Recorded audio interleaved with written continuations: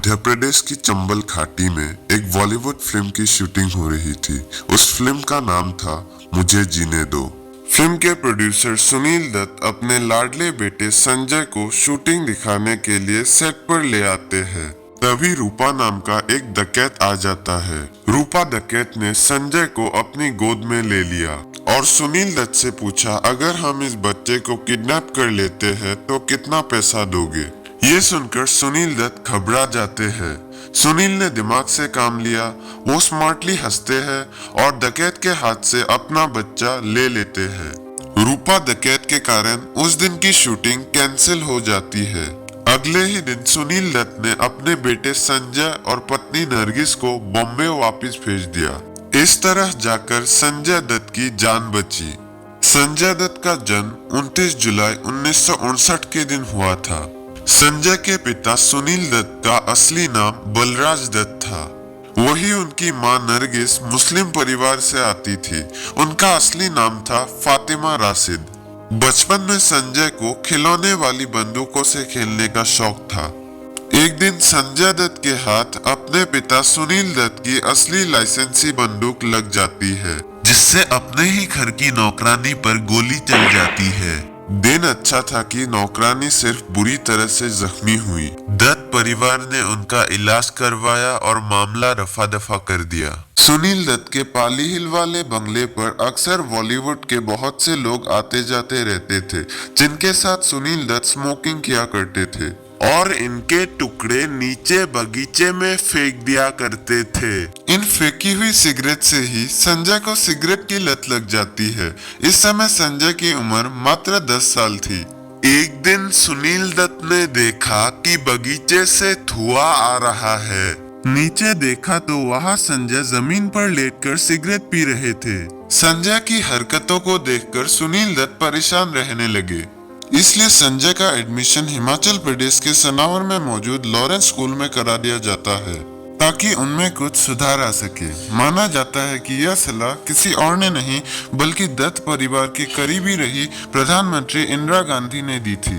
School के दिनों में ही संजय के लिए शराब और सिगरेट रोज का हो गया। संजय स्कूल से भागकर कसौली के पास मौजूद जौली गांव जाते और वहां से देसी ठर्रा की शराब खरीद कर ले आते। संजय को हफ्ते में 2 रुपए मिलते थे, जिसे वे शराब पर खर्च कर देते थे।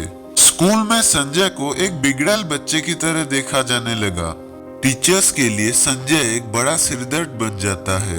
एक दिन एक टीचर ने संजय को इतना पीटा कि उन्हें गैंग्रीन की बीमारी हो गई और उनके माता पिता को उन्हें दिल्ली के एक अस्पताल में भर्ती कराना पड़ा।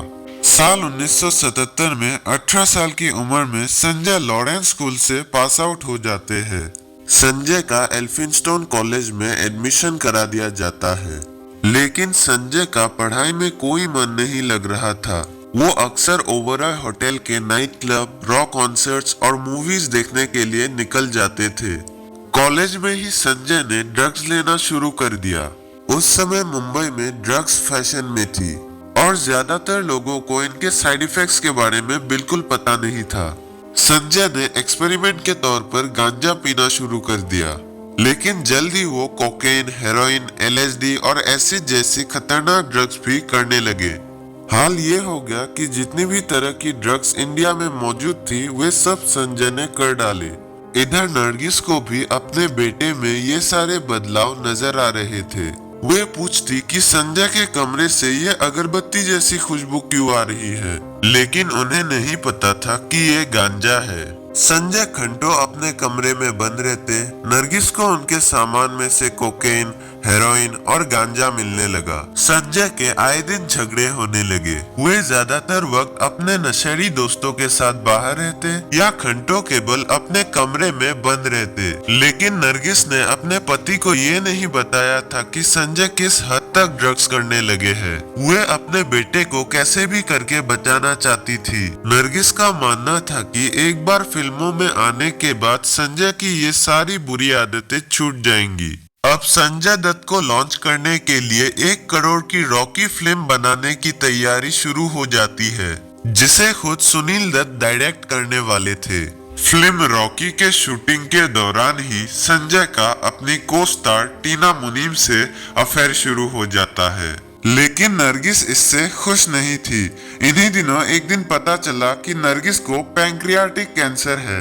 नरगिस को तुरंत ही न्यूयॉर्क के एक कैंसर सेंटर ले जाया जाता है। एक ऑपरेशन के बाद नरगिस की हालत इतनी बिगड़ गई कि वे कोमा में चली जाती है। डॉक्टरों ने उम्मीद छोड़ दी थी। इस मुश्किल दौड़ में भी संजय ड्रग्स नहीं छोड़ पाए। वे अपने जूतों में हेरोइन छुपाकर अमेरिका ले जाते हैं। कुछ महीनों बाद चमत्कार हुआ, नरगिस कोमा से बाहर आ गई। होश आते ही उन्होंने पूछा, संजू कहाँ है? संजय को तुरंत बुलाया गया। माँ को होश में देखकर संजय फूट फूट कर रोए। नरगिस भारत वापस आने और अपने बेटे की फिल्म रॉकी देखने के लिए बेताब थी। मार्च 1981 में नरगिस मुंबई वापस लौट आती है, लेकिन मुंबई आकर भी नरगिस की तबीयत दोबारा से बिगड़ जाती है और उन्हें मुंबई के ब्रीच कैंडी हॉस्पिटल में भर्ती कराना पड़ा।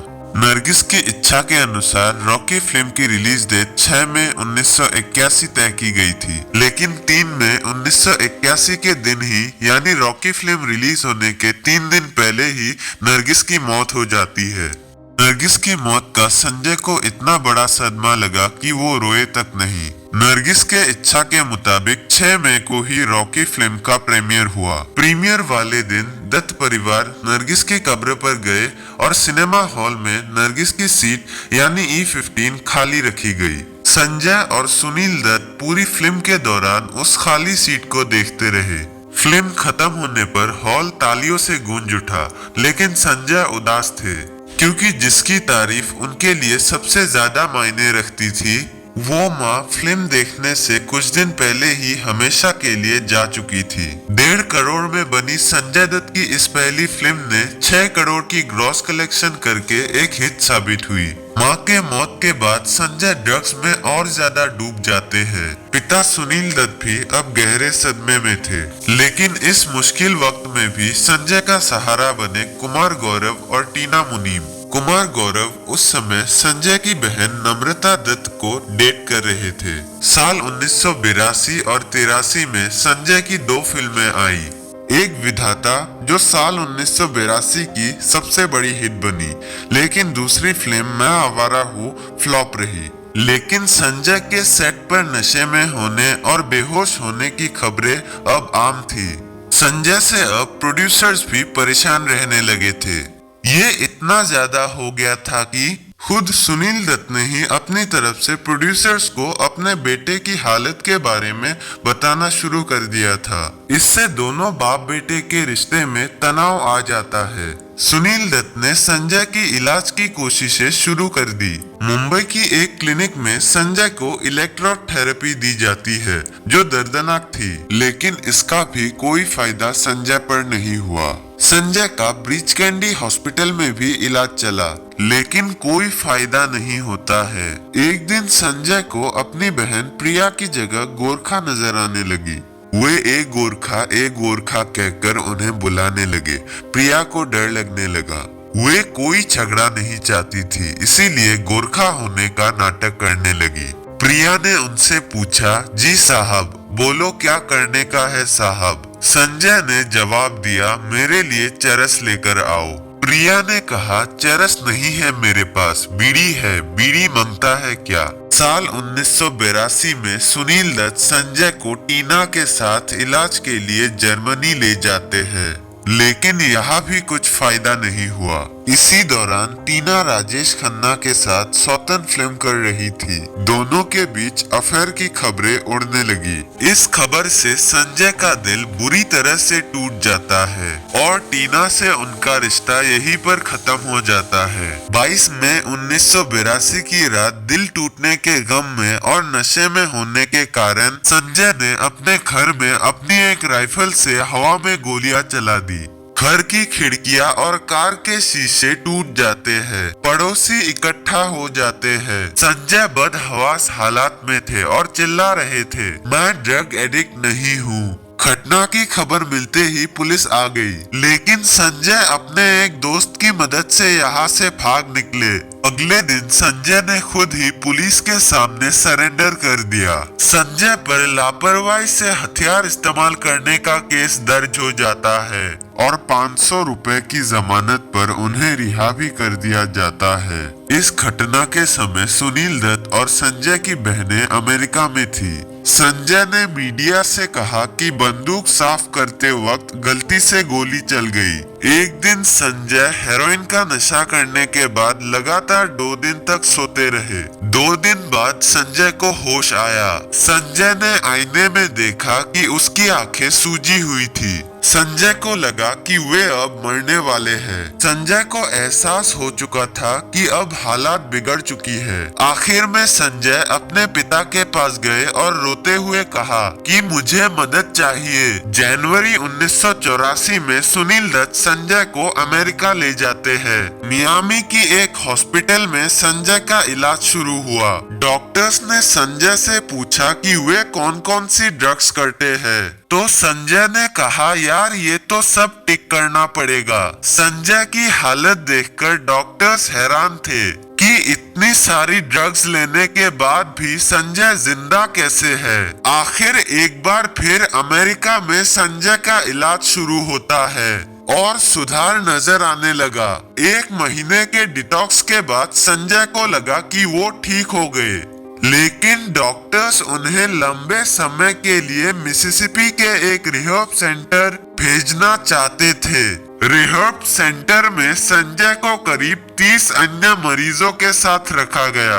यहाँ उन्हें बर्तन और कपड़े धोने और खाना बनाने जैसे अपने काम खुद करने थे और धीरे धीरे रिहैब सेंटर में संजय को अच्छा लगने लग जाता है। उन्होंने दोस्त बनाए, खाना बनाना सीखा और बिना ड्रग्स के जीवन का आनंद लेने लगे।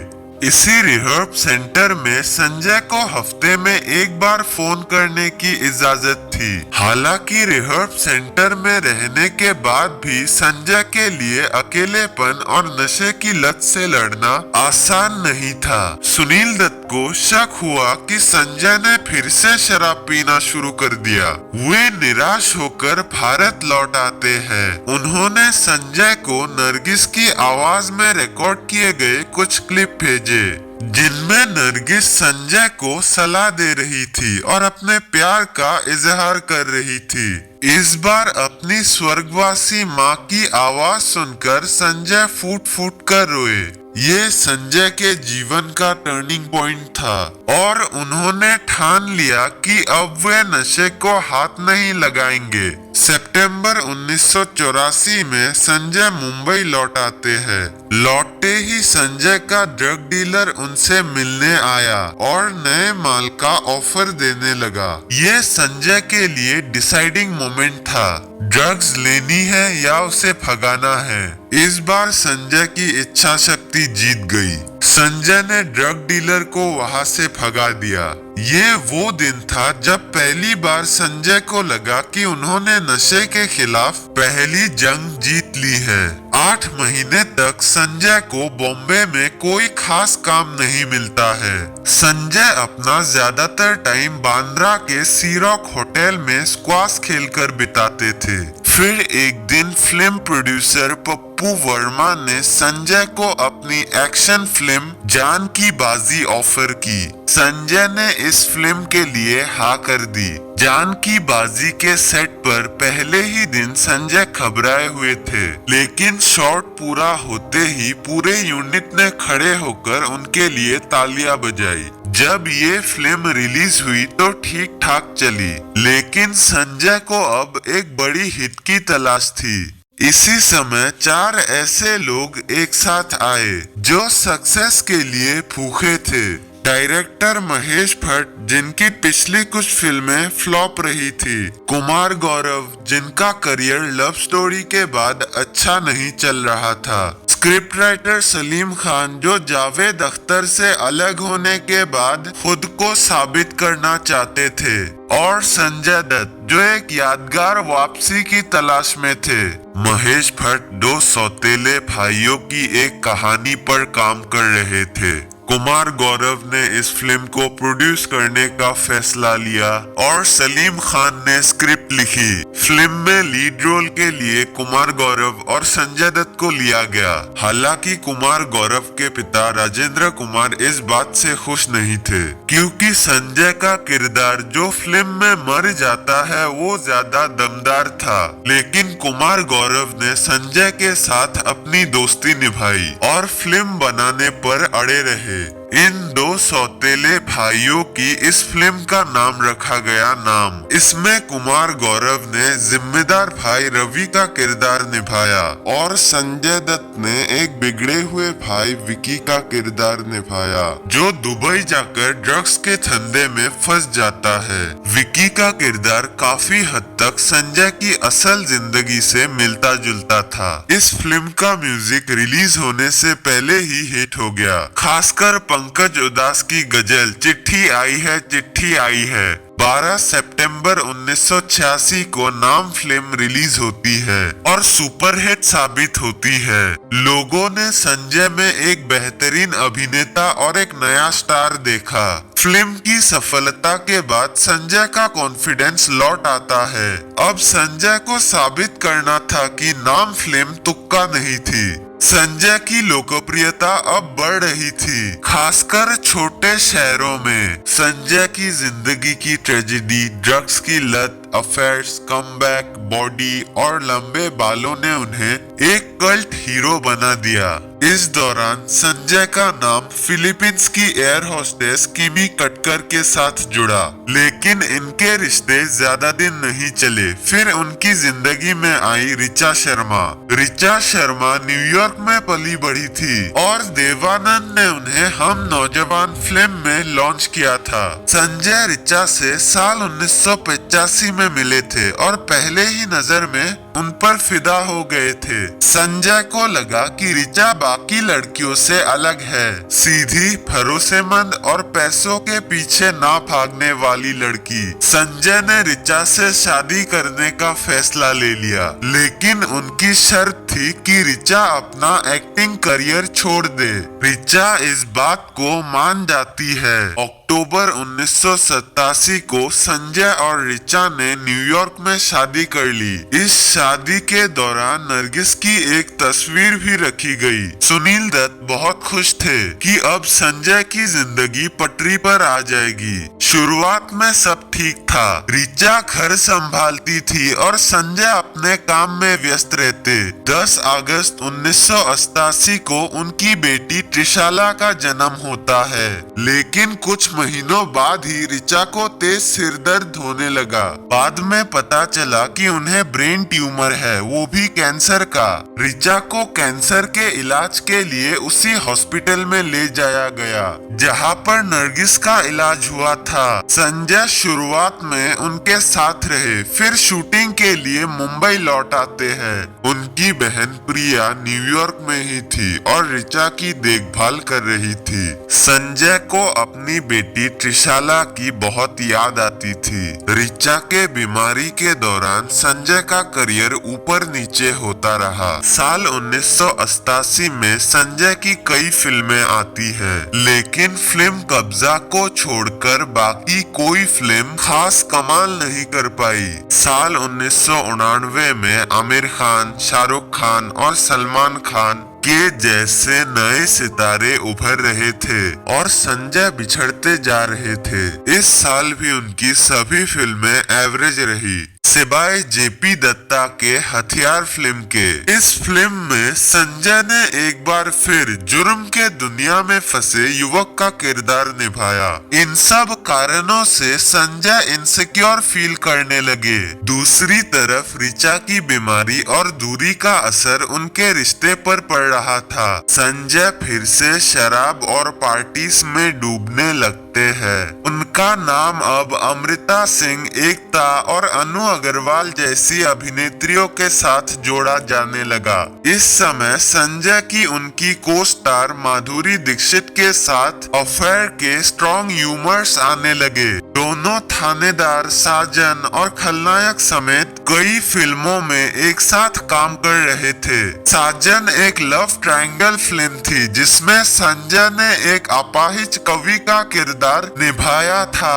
जो माधुरी दीक्षित से प्यार करता था, लेकिन अपने भाई यानी सलमान खान के लिए अपना प्यार कुर्बान कर देता है। ये फिल्म सुपरहिट रही और संजय के करियर का टर्निंग पॉइंट साबित हुई। संजय के लंबे बालों वाला लुक फैशन बन जाता है। आगे फिल्म साजन और महेश भट्ट की फिल्म सड़क की सक्सेस ने संजय को फिर से टॉप पर पहुंचा दिया। इसी बीच खबरें आने लगी कि संजय और माधुरी शादी करने वाले हैं। इसी दौरान उन्होंने साहिबान फिल्म की। फिल्म के डायरेक्टर रमेश तलवार के मुताबिक संजय सेट पर माधुरी के पीछे घूमते रहते और उन्हें आई लव यू कहते रहते। ये सब खबरें न्यूयॉर्क में ऋचा शर्मा तक पहुंच रही थी। अक्टूबर 1992 में ऋचा शर्मा अपनी शादी बचाने के लिए अपनी बेटी त्रिशाला के साथ मुंबई आ जाती है, लेकिन संजय ऋचा से बच रहे थे। संजय ऋचा को लेने के लिए एयरपोर्ट पर भी नहीं गए थे। संजय का बर्ताव देखकर ऋचा केवल 15 दिन ही मुंबई में रहती है और वापस न्यूयॉर्क चली जाती है। 1993 की शुरुआत में संजय ने तलाक की अर्जी डाल दी। इससे ऋचा बहुत नाराज होती है। बेटी त्रिशाला की कस्टडी को लेकर भी संजय और ऋचा में अब कड़वाहट और बढ़ जाती है। तभी मिड 1993 में ऋचा को दोबारा से कैंसर हो जाता है। इधर संजय अपनी पर्सनल लाइफ से जूझ ही रहे थे कि एक बड़ी घटना उनके जीवन में होती है। 9 अप्रैल 1993 के दिन संजय दत्त को मुंबई पुलिस ने terrorist and disruptive activities prevention act यानी कि टाडा एक्ट के तहत अरेस्ट कर लिया। पुलिस ने संजय दत्त के घर से एक AK-56 राइफल और गोला बारूद बरामद कर लिया।